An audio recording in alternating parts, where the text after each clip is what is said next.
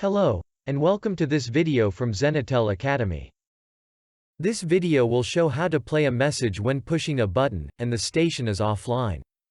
The configuration can be done in IC Edge, ICX Alphacom and SIP mode.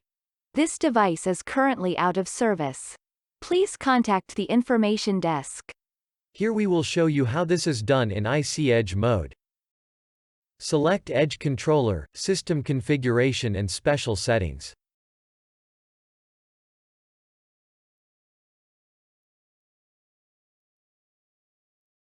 Select Show Settings under Audio Messages for the station you want to configure. Browse your computer to select the desired message and click Upload.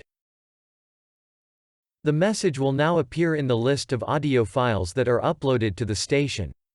The next step is to go to Message Settings. Select the desired message. Under Event select Call. Under Option select Call Setup Failed.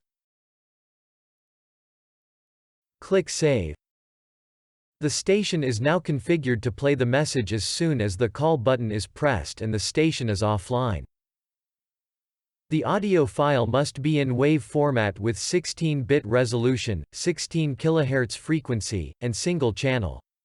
You can also find audio files on our wiki page. Thank you for watching this video.